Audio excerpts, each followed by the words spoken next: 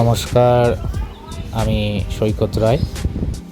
তো পরিবেশের মধ্যে একটা সুন্দর ছবি, যেটা দুর্গাপুজোর আগে আমরা একটু নতুন কাজ নিয়ে এসেছি, একটা নতুন ধরনের ভাবনা চিন্তা, নতুন ধরনের কাজ, যেটা আমরা ইলাস্ট্রেশন বলা হয়। এই ইলাস্ট্রেশনের উপরে কিছু কাজ একদম প্রাথমিক লেভেলের, যেটা ছাত্রছাত্রীদের একদম নতুন অভিজ্ঞতা, যেটা ইলাস্ট্রেশন কী জিনিস সেটা ছাত্রছাত্রীদেরকে বোঝানোর যে একটা প্রক্রিয়া, সেটা খুব সিম্পলভাবে দেখানো হচ্ছে। এবং এই যে কাজগুলো দেখানো হচ্ছে, এরা কিন্তু এটা কিছুটা মোবাইলের থেকে কিছুটা নিয়েছে এবং কিছুটা নিজেদের সংমিশ্রণ করে তৈরি করেছে নিজেদের ভাবনা চিন্তা।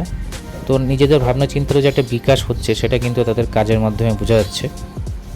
আর লেখাগুলো তাদের নিজের থেকেই লিখছে, এটা কিন্তু কোনো কপি নয়। যে লেখাগুলো তারা লিখেছে তা এই যে কমিকের মাধ্যমে, যে কমিকের উপরে যেসব মন্তব্যগুলো করেছে বা একে অপরের সাথে কথোপকথন হচ্ছে, সেটা কমিকের মাধ্যমে দেখানো হচ্ছে, সেটা কিন্তু নিজের থেকেই বের করেছে। নিজের থেকে ওরা মানে ওদের নিজের যে ভাবনা চিন্তা দিয়ে কিন্তু এত সুন্দর সুন্দর একটা যে লেখাগুলো করেছে।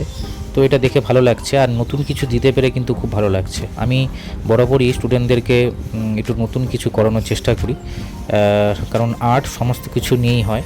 তো আর্টের মধ্যে সমস্ত কিছুই আমি ভেরিয়েশন রাখতে চাই। তার জন্য ইলাস্ট্রেশনটি একটা অংশ, যেটা আমি নিজেও খুব ভালোবাসি এবং তাদের জন্য স্টুডেন্টদেরকেও করাতে খুব ভালোবাসি।